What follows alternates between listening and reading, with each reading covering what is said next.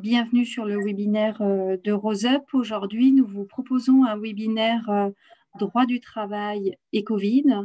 Suite à ce deuxième confinement et à cette épidémie, beaucoup d'entre vous se posent des questions par rapport à leurs droits étant en situation de soins ou sous hormonothérapie. Nous avons souhaité répondre à vos questions que vous êtes nombreuses à nous poser, soit sur le Facebook de RoseUp, soit directement sur la hotline nationale. Ce webinaire est retranscrit en live sur Facebook et sera aussi mis dans les enregistrements webinaires sur la chaîne YouTube de RoseUp.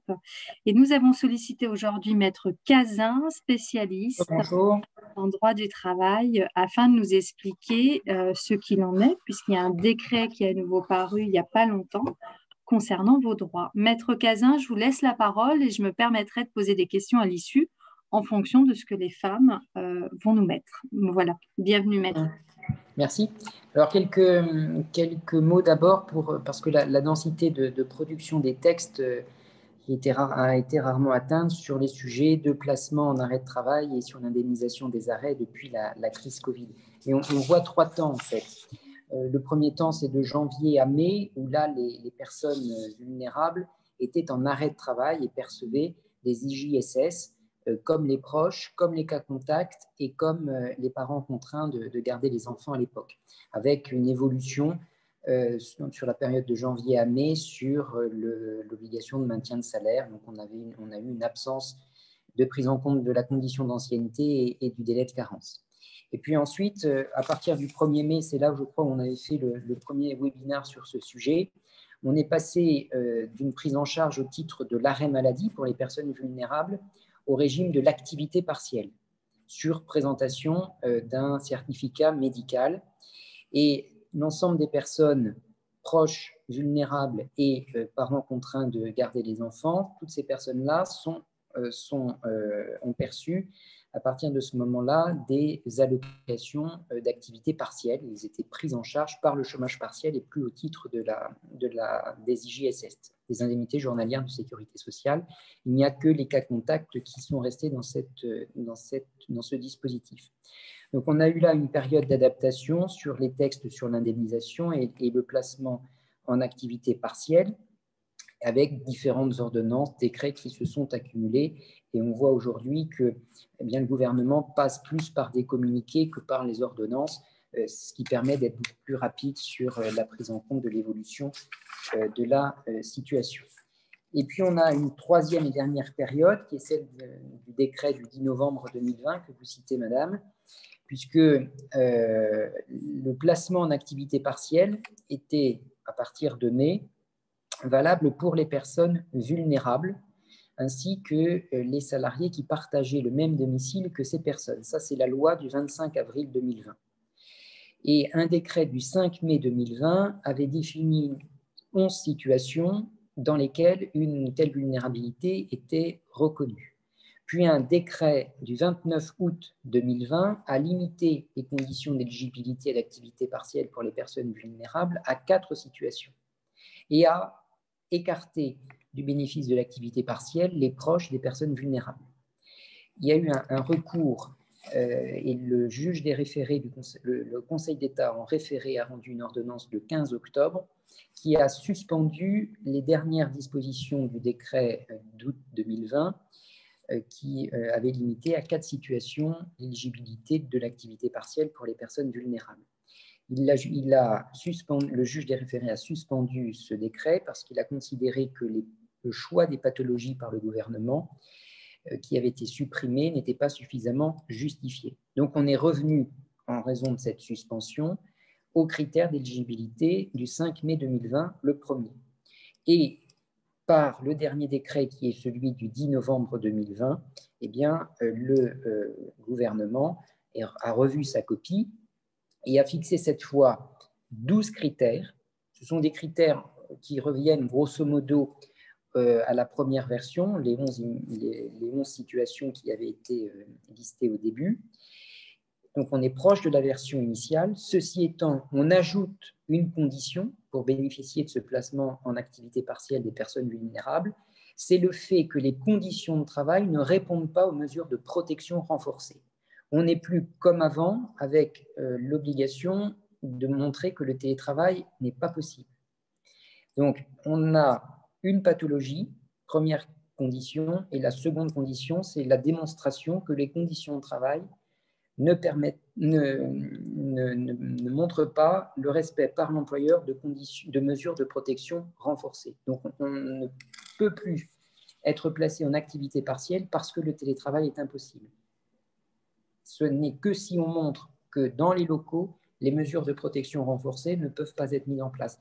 Et c'est évidemment extrêmement difficile pour l'employeur aujourd'hui d'admettre que les conditions, que les mesures de protection renforcées ne sont pas mises en place. Donc, vous avez le décret, et j'ai transmis une note à Madame Benoît Granger, qu'elle peut éventuellement vous transmettre, qui décrit les pathologies qui sont listées. Et alors là, vous êtes plus... Les pathologies, je pense, maître, qu'on va pouvoir juste en donner quelques... Voilà, si je ne me trompe pas. Alors, il y a sur les situations qui sont reconnues comme éligibles à l'activité partielle, notamment être atteint de cancer évolutif sous traitement, hors hormonothérapie, être atteint d'une immunodépression congénitale ou acquise, médicamenteuse, avec une liste de traitements. Ça, c'est le premier critère, donc être atteint d'une pathologie. Et le second, c'est ne pouvoir ni recourir totalement au télétravail, ni bénéficier des mesures de protection renforcées que je citais tout à l'heure. Donc, c'est l'isolement du poste de travail, donc un bureau individuel ou limiter au maximum le risque d'exposition dans les espaces ici en commun. Et on impose des gestes barrières renforcés à l'égard des salariés vulnérables, mais ça reste les gestes barrières que l'on connaît depuis le début, les mains et le port du masque. Donc on est quand même assez proche des mesures qui sont rendues obligatoires par les employeurs, mais à l'égard de l'ensemble des salariés au terme des protocoles sanitaires classiques. On regarde aussi l'absence ou la limitation du partage du poste de travail. On regarde que le nettoyage et la désinfection des salles utilisées par les personnes vulnérables est faite au moins en début et en fin de poste. Donc là, on assure une prestation de ménage renforcée. Et puis, il y a deux précisions dans le décret sur les transports collectifs, puisqu'on doit adapter les horaires d'arrivée et de départ des personnes vulnérables pour qu'elles ne les utilisent pas pendant les périodes d'influence, d'une part, et d'autre part, on exige la mise à disposition par l'employeur de masques en nombre suffisant pour assurer la période de travail et aussi la période de trajet entre le domicile et le lieu de travail.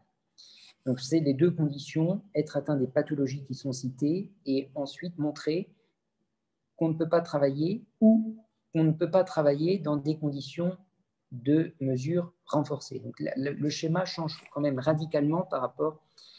C'est ce que j'allais dire, maître, effectivement. Avant, c'était si le télétravail n'était pas possible, on passait en chômage partiel.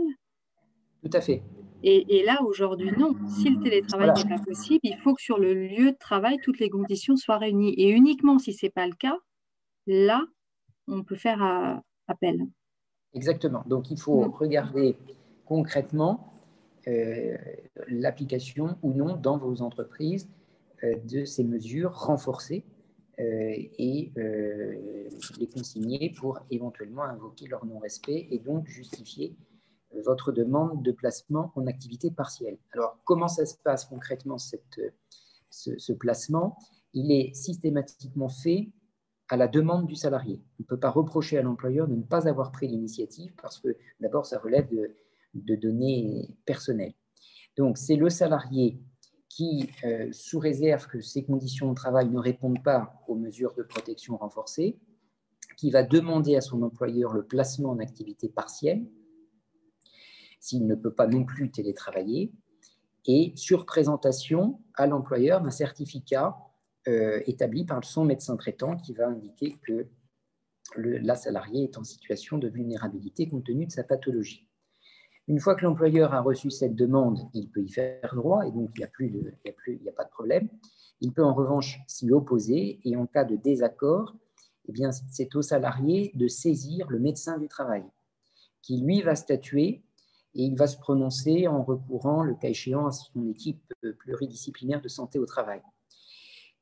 Entre le moment où il y a le désaccord avec l'employeur qui refuse et le moment où le médecin du travail prononce sa décision, est-ce qu'on accepte ou pas le placement en activité partielle parce que les conditions en interne de mesure, les mesures de sécurité renforcée ne sont pas respectées, et à cette période-là, le salarié, dans l'attente de la décision de l'avis du médecin du travail, est placé en activité partielle d'office, dans l'attente de la décision. Et Donc, si finalement le médecin du travail estime que les conditions sont réunies, du moment où il a fait part de sa décision, le salarié revient à son poste dès le lendemain.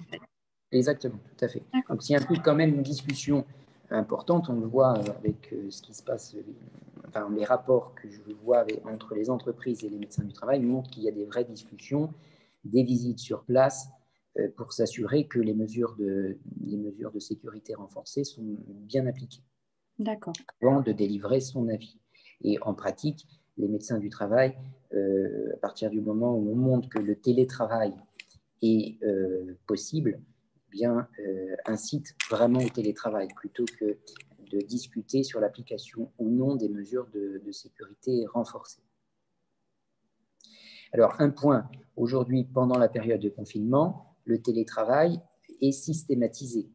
C'est d'abord le premier point, mais c'est un point qui va être en vigueur que pendant la période du confinement. Confinement. Et puis, on a certaines professions pour qui le télétravail n'existe pas. Je pense aux questions qu'on a eues, par exemple, par rapport à des personnes qui sont commerciales et qui, du coup, voilà, se déplacent par rapport à ou les personnes qui sont artisans, ouvriers, enfin, voilà, ceux qui sont sur… Alors, pour ces personnes-là, soit le télétravail est totalement impossible, dans les derniers cas que vous venez de citer. Donc, dans ce cas-là, il y a une mise en activité partielle automatique. Enfin, automatique avec le respect de la procédure que je vous ai indiquée, une demande du salarié, placement en télétravail, et donc, impossibilité de télétravailler, et donc placement en activité partielle. L'autre situation dans laquelle il y a une discussion où, prenons le cas de la commerciale qui doit se déplacer, eh bien, on va regarder si, les déplacements ne peuvent pas être différés, si on ne peut pas travailler autrement. Est-ce qu'il est important d'aller voir le client en prenant l'avion, parce que c'est une des questions qui a été posée, ou est-ce qu'on ne peut pas organiser une conférence téléphonique, une visio? Est-ce qu'on ne peut pas, si on ne peut pas organiser une visio, est-ce qu'on ne peut pas différer le voyage d'un trimestre? Enfin, ce sont ces éléments-là qu'il faut regarder. Et si ce n'est pas le cas, si on estime que la commerciale doit obligatoirement se déplacer, eh bien, on va regarder s'il y a le respect des mesures de sécurité renforcées. Et je rappelle que le décret que j'ai cité tout à l'heure prévoit les mesures renforcées sur les transports. Donc, transport en tout état de cause, en dehors des horaires d'affluence. D'accord. Avec un masque systématique. Un mot peut-être sur les personnes, les proches des personnes vulnérables. Oui, on a eu beaucoup de questions et d'inquiétudes par rapport aux enfants, mais ça, on a un webinaire médical qui en a parlé, et par rapport aux conjoints qui, eux, continuent de travailler. Voilà, il y a eu beaucoup de questions à ce sujet. Il n'y a pas de changement sur le dernier décret, puisque les personnes qui cohabitent avec une personne vulnérable ne sont pas éligibles à l'activité partielle, puisque c'est le cas depuis le décret de mai. D'accord. Donc, ce qu'on préconise après, hein, c'est vraiment les gestes barrières comme ils sont indiqués à nous tous. Donc, le conjoint voilà, doit être masqué comme tout le monde, comme c'est la procédure en ce moment sur son lieu de travail, mais aussi en extérieur. Et dès qu'il rentre, lavage des mains de suite. Voilà, il n'enlève pas son masque après. S'il enlève son masque, il se renettoie les mains, il met bien le masque au fond de la poubelle. Enfin, voilà, des petites choses à mettre en place dès l'arrivée au domicile. Tout à fait. Alors, est-ce que vous voulez faire un point où on aborde les questions? Alors, j'ai Aude qui nous dit qu'elle vient de finir sa chimiothérapie, qu'elle a eu une intervention, qu'elle a eu sa radiothérapie et qu'actuellement, elle est sous hormonothérapie et en surpoids. Suis-je considérée comme vulnérable? Alors, il me semble, c'est sous votre contrôle, hein, parce que les critères médicaux, vous les maîtrisez beaucoup mieux que moi. Je crois que oui, hein, à partir du moment où il y a le traitement d'hormonothérapie. Alors, en fait, les personnes sous hormonothérapie ne font pas partie des personnes Voilà, vulnérables. c'est En hors fait, hormonothérapie. c'est Oui, oui, tout à hors fait. hormonothérapie. Après, Aude, vous nous parlez de surpoids. Maître, il me semble avoir vu que quelqu'un en obésité peut être peut-être considéré comme personne vulnérable. Donc ça, c'est à revoir avec votre médecin traitant parce que être considéré en obésité et en surpoids, ce n'est pas la même chose. Mm. Être en obésité, c'est un surpoids plus important que quand on vous dit juste surpoids. Donc, Aude, il faut revoir avec votre médecin traitant là-dessus. Je sais qu'on a beaucoup de questions autour de l'hormonothérapie. Non, vous n'êtes pas considéré vulnérable quand vous êtes sous hormonothérapie et même sur les cancers, c'est bien noté, en cours de traitement, chimiothérapie, avec donc du coup des défenses immunitaires qui sont plus basses. Voilà. Oui, ça, c'était une question à laquelle vous aviez déjà répondu lors du premier webinaire. Les textes là-dessus n'ont pas changé. C'est bien Oui. être atteint de cancer évolutif sous traitement, et ils ont précisé entre parenthèses, hors hormonothérapie. Voilà. Alors, sur le cas de surpoids, obésité, c'est en effet au médecin traitant de regarder si ce facteur de risque peut être intégré dans les 11 situations de vulnérabilité qui sont citées par le décret. Et ce que je tiens à rappeler et à alerter toutes les femmes parce que voilà, c'est pas toujours évident qu'on n'est pas de la partie, mais on voit vraiment une évolution des décrets.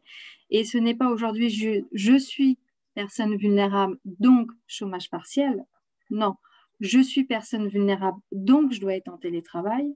Et si le télétravail n'est pas possible, je dois être au travail avec des mesures renforcées. Et c'est uniquement si ces mesures renforcées ne peuvent pas être appliquées que là, vous pourrez prétendre au chômage partiel. La différence, elle est là par rapport au dernier décret de mai. On n'est plus sur chômage partiel automatique s'il n'y a pas de télétravail. Donc ça, vraiment, j'alerte là-dessus parce que beaucoup d'adhérentes n'avaient pas cette information et que ça peut porter à confusion. Et certaines m'ont dit, mais non, mon employeur me dit, il faut que je sois là. Est-ce que je suis obligée? Comment je fais? Si votre employeur... La confusion, elle vient du fait qu'actuellement, compte tenu du confinement, en fait, dès que c'est possible, mais vulnérabilité ou pas, tous les salariés devraient télétravailler. À partir du moment où on n'aura plus cet état-là, bien il n'y aura plus de télétravail systématique et les personnes compris vulnérables seront invitées à reprendre, pourront être invitées à reprendre leur poste à partir du moment où, en effet, comme vous le confirmiez, les mesures de sécurité renforcées sont mises en place. Et aujourd'hui, on a des postes, comme on disait, où le télétravail n'existe pas. Et donc là, il faut vraiment que ces mesures renforcées soient mises en place. Alors, je regarde par rapport aux questions que j'avais.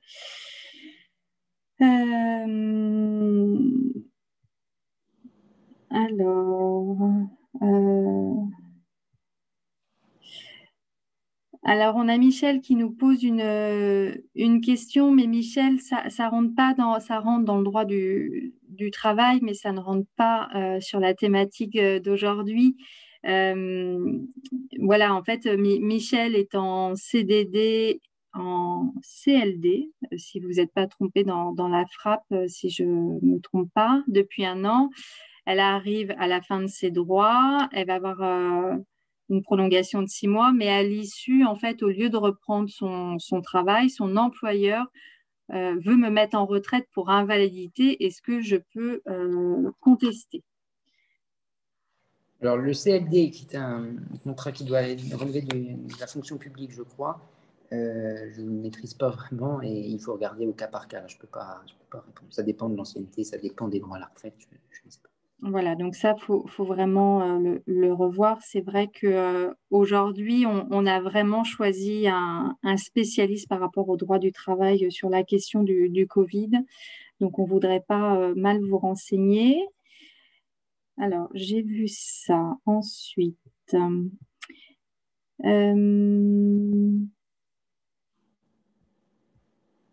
on a certaines personnes qui s'inquiètent aussi pour leur retraite par rapport par rapport au chômage partiel. Est-ce que, Alors, voilà, comment ça compte quand on est salarié, qu'on se retrouve au chômage partiel au niveau de ces trimestres de retraite? Est-ce que ça compte pas? ça compte. On prend en compte D'accord. Donc, il n'y a pas les périodes. d'inquiétude à avoir. D'accord. Oui.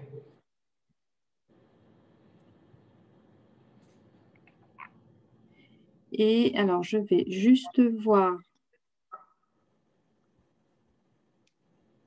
Ah, alors, je voulais voir les notes que je vous avais envoyées, mais si je réduis Alors, mon oui, écran je pour voulais les dire. voir, du coup, je coupe Alors, il Zoom. y avait une Donc, on va question. éviter. Je crois, alors, vous aviez une question. Quelles sont les consignes de l'ARS auprès des médecins du travail pour autoriser ou pas la reprise du travail post-cancer? C'est une personne qui dit qu'elle est atteinte, qu'elle est fatiguée et qu'elle aura des difficultés à reprendre.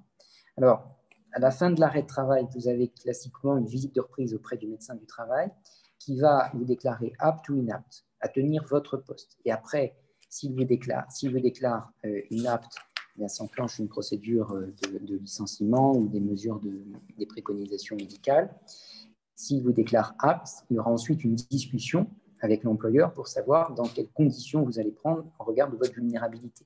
Vous pouvez être apte évidemment à tenir votre poste tout en étant vulnérable. Donc, on traitera la vulnérabilité dans un second temps.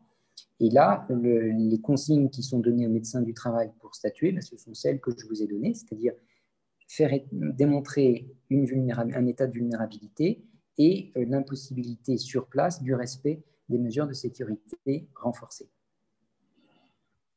D'accord. Il y a une autre question. Suis-je éligible à la reprise en télétravail à 100%? Alors oui, on a ce cas-là, maître, alors qui est un petit peu différent, c'est qu'on a des femmes qui ont été en arrêt maladie pendant un moment, qui doivent reprendre le travail et qui ont très envie de retourner sur leur lieu de travail, parce que voilà, les collègues manquent, l'ambiance du travail manque, et que finalement, pour le coup, là, c'est l'employeur qui leur dit, oui, vous reprenez, mais en télétravail. Donc, elles continuent à rester chez elles. Donc ça, je connais la réponse, mais je vous laisse y répondre. Voilà, est-ce que finalement, mon employeur peut m'imposer le télétravail? Compte tenu des consignes du gouvernement actuellement, oui, c'est ce qu'on appelle le télétravail forcé avec un travail dégradé. Donc, si l'employeur souhaite que l'ensemble de ses salariés soient mis en télétravail, c'est son droit aujourd'hui et il est même très fortement invité à le faire. Donc, on ne peut pas lui reprocher. On pourrait éventuellement lui reprocher que si le télétravail touche telle ou telle personne, parce que la décision serait discriminatoire et liée en raison de l'état de santé. Mais je pense que si on discute avec lui, on doit pouvoir obtenir dans cette hypothèse le même traitement que les autres salariés en lui disant, en relevant les mesures renforcées qui doivent être mises en place et en s'assurant qu'elles sont mises en place, ce qui fait que sa responsabilité n'est pas engagée. Voilà, effectivement, on a d'autres personnes hors confinement, là, juste avant que le confinement arrive, où l'employeur a préféré, par mesure de sécurité, mettre la salariée en télétravail, alors que la salariée n'en avait pas envie. Donc, on l'encourage à voir si des mesures renforcées sont bien mises au sein du travail avant de faire cette demande à retrouver le site, mais qu'elle peut déjà en discuter avec son employeur. Tout à fait. D'accord. Parce que, enfin, oui, beaucoup de choses vont se régler dans la discussion et soit l'employeur peut mettre en place les mesures renforcées, soit il ne peut pas et alors il peut imposer le télétravail. D'accord. On a Isabelle qui a eu une infection nosocomiale qui a engendré plusieurs effets secondaires, dont l'échec de sa première reconstruction. Les médecins qui la suivent lui préconisent le télétravail depuis le premier confinement, mais cela n'est pas bien pris par l'employeur. Du coup, elle demande que faire si mon employeur insiste pour me faire reprendre en présentiel. Il faut opposer l'avis du médecin du travail. Si le médecin le recommande le télétravail, dans l'avis de visite, l'avis qu'il émet après la visite, il est indiqué la préconisation temporaire et donc il peut s'en prévaloir. D'accord. Et on a Annick. Alors pareil, Annick, vous posez une question qui est un petit peu en dehors de la thématique d'aujourd'hui parce que vous demandez si en congé longue durée, est-ce que les trimestres comptent aussi? Ça, je ne sais pas. Autant je suis certain que les droits sont garantis au titre de la retraite et même de la prévoyance pendant l'activité partielle, je ne sais pas. D'accord. Et Isabelle revient vers nous, donc, dont on a fait part, là, il y a le cas juste avant, qui dit qu'il n'y a plus de médecin actuellement de médecine du travail actuellement dans sa collectivité. Et je pense qu'il va avoir un remplaçant prochainement parce que Oui, ben, l'employeur est il y a obligatoirement forcément attaché médecin du travail, à c'est une un médecin obligation. du travail. Voilà. Donc en fait, chaque employeur a l'obligation d'avoir une médecine du travail. Et si le médecin En interne ou un centre auquel il est rattaché. Là, si c'est une Exactement. collectivité, c'est certainement peut-être en interne. Voilà, depuis mars, nous dit-elle. Après, un médecin du travail qui est en arrêt maladie ou qui démissionne, ce qui peut arriver, forcément doit être remplacé puisque c'est une obligation de l'employeur d'avoir un médecin du travail. Mais ça n'empêchera pas de faire la procédure en sollicitant le médecin du travail en cas de risque, parce que les mesures de sécurité renforcée ne seraient pas mises en place et donc le salarié aurait besoin du recours du médecin du travail. Il y a une hiérarchie et on peut saisir un autre médecin. D'accord. Donc, même s'il n'y a pas de médecin du travail, on sollicite quand même parce que ils trouveront un remplaçant. Voilà, mais du coup, les cas doivent être traités. Je vous avais posé une autre question, il me semble, sur le document que je vous ai envoyé. Oui, Je crois qu'on avait vu la personne commerciale de mémoire. oui. Alors, avec les déplacements en avion, donc ces déplacements en avion, on a vu. Elle voulait savoir s'il était possible d'exercer son droit de retrait. Alors, le droit de retrait, oui, si les mesures de sécurité renforcée ne sont pas mises en place, mais encore faut-il qu'elle ait avant actionné la procédure qui est mise en place par le décret de novembre, c'est-à-dire présenter officiellement une demande avec un certificat médical de vulnérabilité et, en cas de refus de l'employeur, de saisir le médecin du travail et avec un placement, comme je le disais, pendant la période d'attente de sa réponse en activité partielle d'office. Donc, je pense que c'est plus judicieux que de faire un droit de retrait, puisqu'il y a cette solution-là. Le droit de retrait n'interviendra que si le médecin du travail refuse l'activité partielle en indiquant qu'après avoir fait une visite dans les lieux et une étude de poste, en indiquant que les mesures de sécurité renforcées peuvent être mises en place et que la salariée ensuite montre que ce n'est pas le cas, là, l'exercice d'un droit de retrait peut être envisagé. Et il n'est fait, le droit de retrait en tout état de cause, qu'après avoir informé l'employeur de son exercice et après avoir saisi les représentants du personnel s'il y en a dans l'entreprise. D'accord. Donc, c'est quand même toute une procédure à mettre en place avant de faire ce droit de retrait. Normalement, la procédure qui est mise en place par le décret de novembre supprime les cas d'exercice du droit d'alerte, puisque ça va se régler avec le médecin du travail. D'accord. On a une femme alors qui n'est pas considérée comme personne vulnérable parce que si je ne me trompe pas, elle est sous hormonothérapie, mais qui dit qu'elle travaille dans une clinique au bureau des entrées avec un contact patient et famille plus. Cette Là encore, personne, j'ai envie de dire, s'il y a cette barrière de protection. Mais faut-il qu'elle soit là, ce qui n'est pas évident. Mm. Éviter les déplacements avec d'autres les salariés, même dans les lieux de l'entreprise. Donc, c'est quand même toute une logistique qui doit être mise en place et dont il faut s'assurer du respect. Et ça ne peut être fait que par le médecin du travail, comme je le disais, on peut lui demander de se déplacer dans ces cas-là. D'accord. Donc pour Muriel, on vous invite, si vous pensez que vous n'êtes pas assez en sécurité, que les mesures ne sont pas mises en place, donc à contacter la médecine du travail qui viennent voir comment organiser les choses. Et si vraiment... La médecine du travail, le salarié peut l'approcher, la contacter, discuter avec le médecin du travail sans que l'employeur en soit informé. Et alors justement, j'allais donner une précision là-dessus, c'est que normalement dans les salles du personnel, où dans un endroit où le personnel a accès, vous avez un tableau qui est une obligation de l'employeur vous communiquant justement le nom du médecin du travail, ses coordonnées pour que vous puissiez le contacter effectivement par vous-même sans que l'employeur soit au courant. Donc, au niveau du tableau On du peut personnel, vous aussi, trouverez ces informations. on peut aussi dans les entreprises de plus de 50 salariés, beaucoup d'entreprises ont mis en place un référent Covid qui, lui, peut aussi aider pour trouver des solutions. Alors, le référent Covid, qui c'est et à quoi il sert? C'est une personne qui est désignée par la direction et qui va recenser l'ensemble des mesures qui sont prises et être le porte-parole aussi des salariés sur la question Covid. D'accord. Souvent une personne des ressources humaines à qui on a donné ce rôle. D'accord. Alors, je vois Evelyne, mais je suis en train de lire. Alors, je vais le découvrir avec Maître. J'ai une question générale, si éventuellement vous pouvez y répondre. Donc, finalement, on a beaucoup de questions générales, Maître, aujourd'hui. Lorsqu'on est polyactif, salarié et travailleur indépendant, donc je pense que vous devez avoir deux activités, Evelyne. Et en arrêt maladie, existe-t-il une autorisation d'activité à but thérapeutique pour pouvoir maintenir l'activité de travail indépendant, par exemple, et rester en arrêt maladie complet sur l'activité salariée, comme cela existe pour les fonctionnaires? Donc, si j'ai bien compris, Evelyne, vous avez deux emplois et vous souhaitez savoir si vous pouvez être en arrêt de travail pour un emploi et pas pour l'autre. Et ça, je ne suis pas sûre que ça soit possible.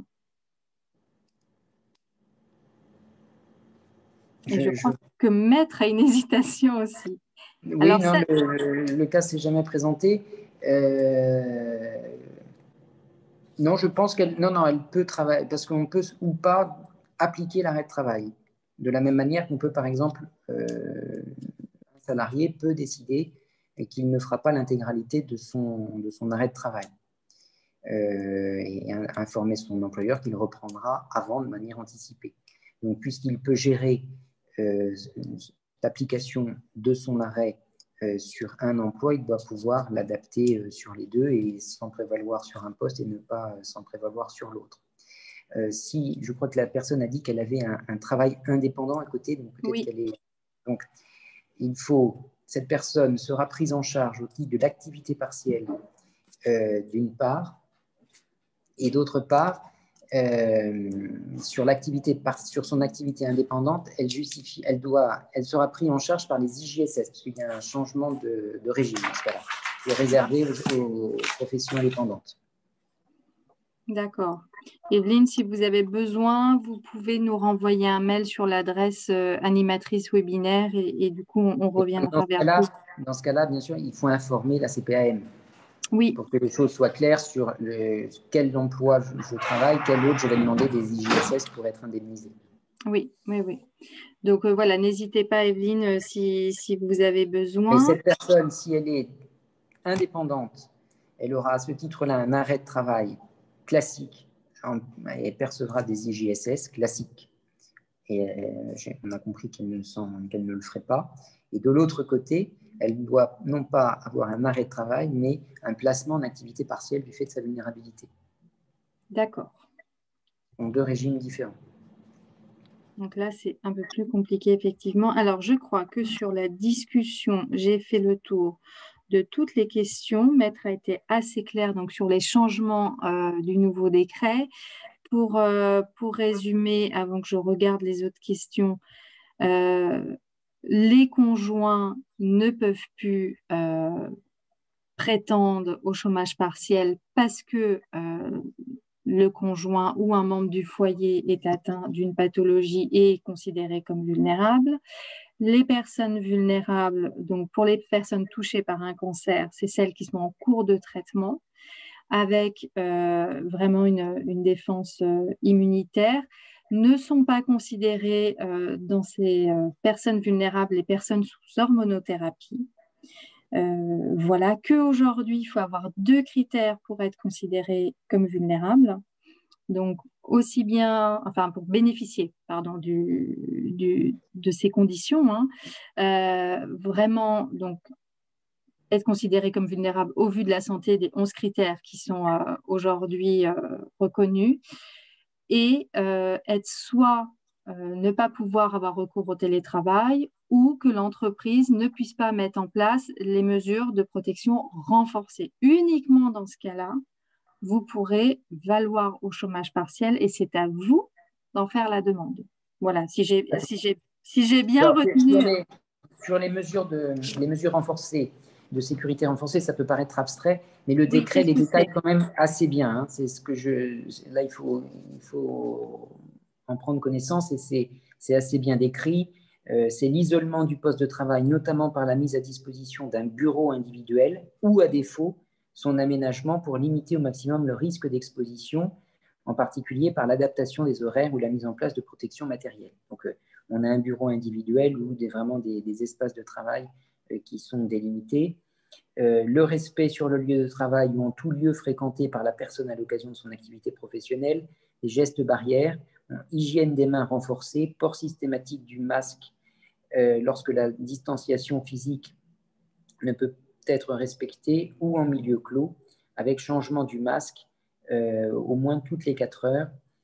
Absence ou limitation du partage du poste de travail, nettoyage et désinfection des espaces au moins en début et en fin de journée. Là, ce sont autant de mesures qui ne s'appliquent pas pour les salariés de droit commun.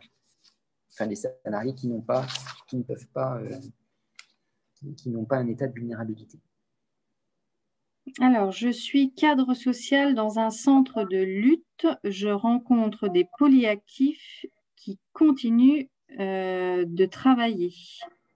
Donc là, voilà, je me demandais quelle était la suite de la question, mais non, c'est Evelyne qui parlait de son activité sociale et indépendante à côté. Donc, Maître vous a donné les consignes, enfin voilà, ce qui vous préconise. Et puis, pour l'instant, c'est tout, mesdames. Si vous avez encore des questions, n'hésitez pas. Et dans ce que je vous avais envoyé, Maître, il y a peut-être d'autres questions. Je regarde si je peux. D'une personne qui craignait les conditions de son retour, une personne qui est peut-être commerciale et qui s'inquiétait du respect, enfin de l'atteinte de ses objectifs. Oui. Alors, et demander si le médecin du travail, si on pouvait la licencier pour inaptitude à cause de cela. Alors, on ne licencie un salarié pour inaptitude que si le médecin du travail l'a déclaré inapte et si l'employeur ne peut pas justifier son reclassement en interne. Donc, il n'y a pas pour l'instant, ce n'est pas la question à se poser puisque la personne s'apprête à reprendre. A priori, il n'y a pas de cas d'inaptitude qui est l'impossibilité physique à tenir le poste. En revanche, il y a une discussion sur les objectifs qui lui ont été donnés avant son arrêt. Pour les objectifs, il y a 2 choses à prendre en compte. Ils doivent être réalistes et raisonnables par rapport à l'état du marché et compte tenu de la crise, ces objectifs doivent sûrement, de manière objective, être revus à la baisse. Et en plus, la personne, évidemment, peut invoquer sa situation personnelle où il y aura une reprise progressive après un arrêt de longue durée. Donc, ces objectifs devront être appréciés par l'employeur obligatoirement au regard de ces éléments et on ne pourra pas lui reprocher la non-atteinte de ces objectifs sans prendre en compte ces éléments. En revanche, il y a peut-être attaché à ces objectifs un plan de commissionnement et là, il y aura une réduction des commissions s'il y a moins de ventes décrochées, si on est sur un poste de commercial.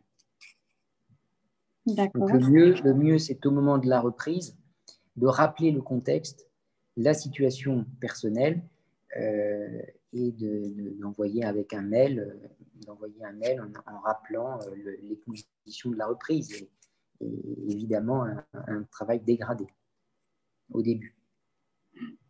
D'accord. Alors, on a Annick qui revient vers nous.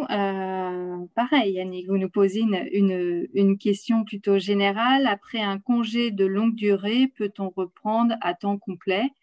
Oui, mais ça, c'est à voir avec votre médecin traitant et avec la médecine du travail. Voilà. Une autre question. Donc, Une personne est considérée vulnérable, elle est actuellement en télétravail et elle se pose la question après le confinement. Une fois qu'on va sortir du confinement, est-ce qu'elle peut demander à rester en télétravail ou doit-elle reprendre comme ce qui visiblement est prévu au sein de son entreprise, au sein du site comme ses collègues? Il est toujours possible de demander à son employeur de télétravailler. Après, l'employeur répondra oui, il n'y a plus de problème, non, on étudie alors la mise en place des mesures de protection renforcée. Alors, ce que je trouve aussi intéressant, maître, auquel les personnes, je m'aperçois, ne pensent pas forcément, et vous l'avez pourtant bien spécifié, c'est qu'on peut aussi avoir un aménagement des horaires pour travailler, pour ainsi dire, un petit peu en décalé, pour ne pas se retrouver dans les transports en commun au moment où il y a beaucoup d'affluence. Dans les transports en commun, dans les ascenseurs. Voilà. Et ça, on n'y pense pas forcément. Et des fois, ça peut faire partie aussi des solutions et des moments où on encourt moins de risques. Et puis, vous avez précisé que l'employeur doit fournir les masques pour votre temps de travail, mais aussi votre temps de trajet, travail-domicile. Hein, donc, voilà. Alors, une fois en pratique, une fois que la médecine du travail a été saisie, parce qu'on a un salarié qui veut télétravailler et un employeur qui s'y oppose, il peut saisir le médecin du travail, indépendamment de savoir si les mesures de protection sanitaire ont été renforcées ou pas. Le médecin du travail est quand même à l'écoute et peine à comprendre qu'un employeur va imposer un télétravail parce qu'il considère que c'est mieux qu'il y ait une réunion d'équipe en présentiel plutôt qu'en visio, parce que l'employeur il peine à comprendre aussi qu'on impose à venir parce qu'il n'y a pas d'imprimante chez le salarié. Donc le médecin du travail incite quand même beaucoup à la mise en place du télétravail pour les personnes qui le demandent, compte tenu du contexte. D'accord. Alors, je regardais si sur Facebook, il y avait d'autres questions, mais pas pour l'instant. Je pense qu'on a répondu vraiment aux autres questions. Sur ce que je vous avais envoyé, je crois qu'on a traité toutes les situations aussi. Oui, je crois. Oui. Pour ma part, sur discussion et questions-réponses, alors, s'il y en a Alors, il y une. avait une personne qui demandait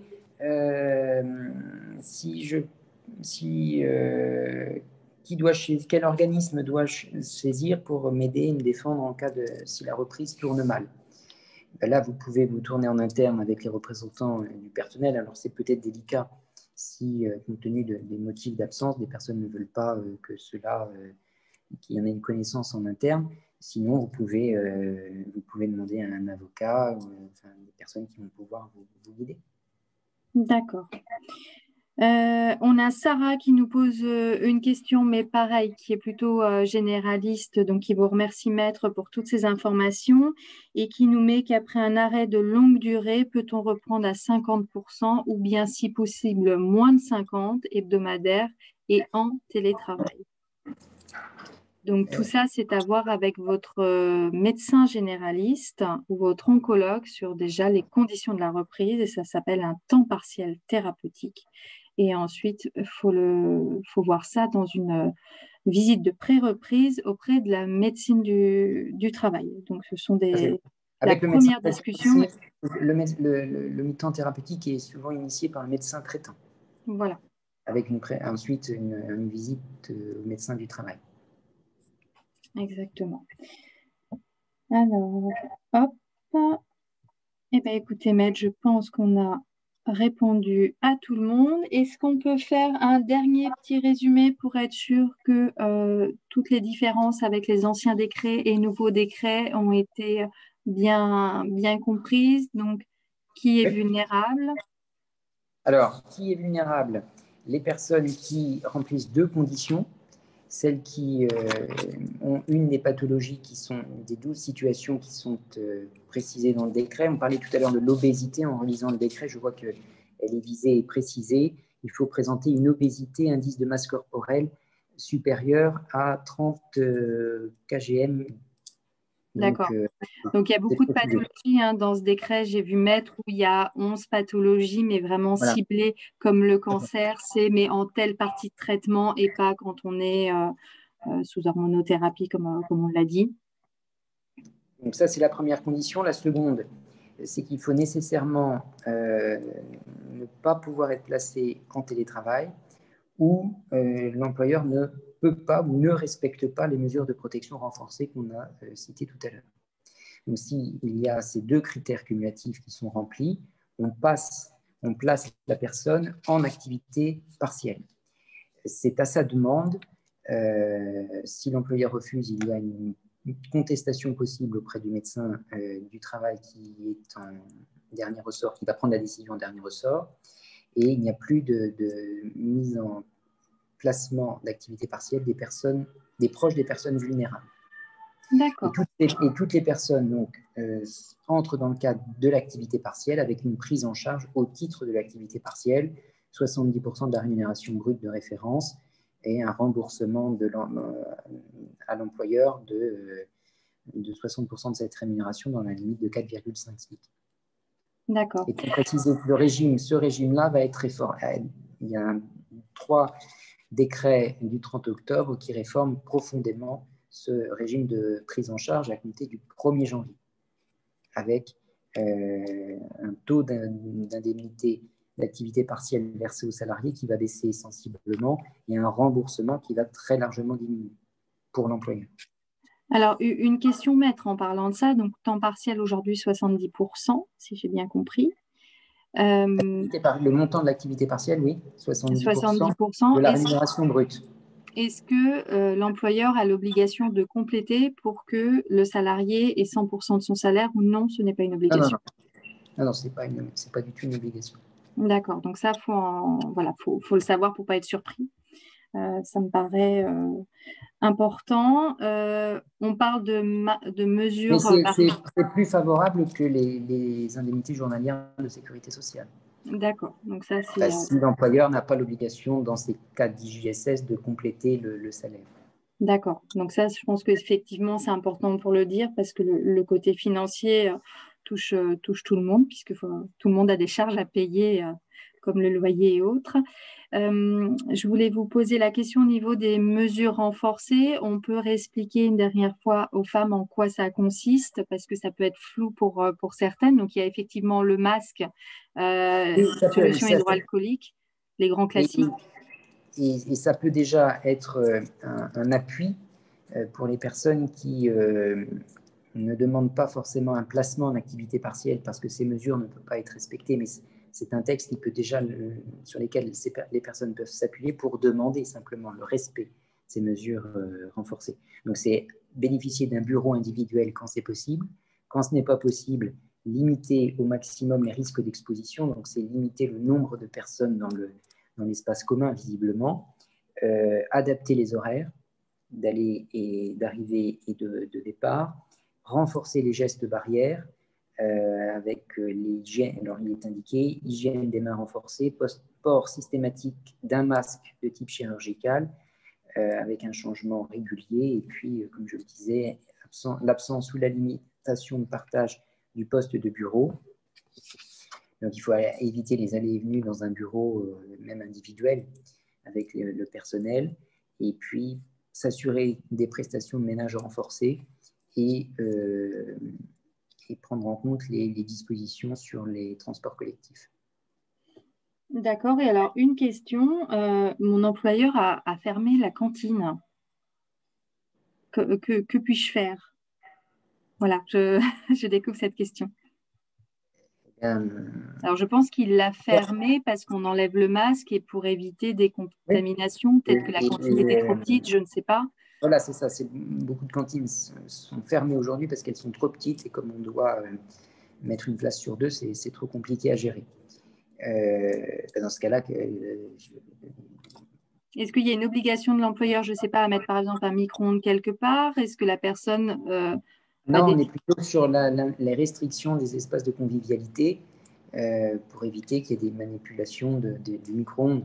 Donc, il est plutôt conseillé d'amener à manger et de manger dans son bureau. Et par contre, est-ce qu'elle peut prétendre à des tickets restaurants pour compenser manger en extérieur ou pas? Non. À partir du moment où il y a... c'est une période temporaire. Là, je ne peux pas le dire comme ça. D'accord. Et alors, pareil, quelqu'un disant en entendant ma question. Bon, visiblement, elle, c'est aussi les machines à café. Ben oui, c'est tous ces lieux de convivialité. Le but, c'est que vous soyez tous les plus espacés hein, au niveau de votre lieu de travail pour éviter ce risque de contamination possible. Donc, pour certains, c'est les cantines et effectivement, d'autres, ça va être aussi… Au terme de la dernière, Oui, au terme de la allez-y. dernière version du protocole sanitaire qui s'applique à toutes les entreprises, il est prévu l'interdiction par l'employeur de tous les moments de convivialité. D'accord. Donc, il faut apporter sa thermos de café. Voilà. Voilà. Aujourd'hui, si ça nous permet d'éviter que l'épidémie continue, voilà, il y a des mesures très strictes, mais pour un côté positif. Écoutez, maître, je vous remercie de nous avoir accompagnés sur ce webinaire. Nous avons fait le tour des questions. Alors, voilà, il y a des mesures très strictes, mais alors le problème, un côté positif, c'est que je m'entends. Merci de nous avoir accompagnés sur ce webinaire. Nous avons fait le tour des questions. Je regarde si j'ai. Alors, le problème, non, c'est bon. Je vérifie au niveau des questions, mais c'est le même type de questions qu'on a retrouvé sur Zoom ou que je vous avais transmis en amont. Donc, nous avons traité. Ah, je vois qu'il y en a une qui arrive. Je vérifie pour être sûr. Ah ben voilà, c'est Muriel qui vous dit merci beaucoup et qui vous souhaite une belle fin d'après-midi. Merci de nous avoir accordé ce temps. Je rappelle aux adhérentes que vous pouvez revoir ce webinaire en rediffusion et que si vous n'êtes pas adhérente à RoseUp, n'hésitez pas à adhérer à l'association. À très bientôt, maître. Je vous remercie. Au revoir. Au revoir.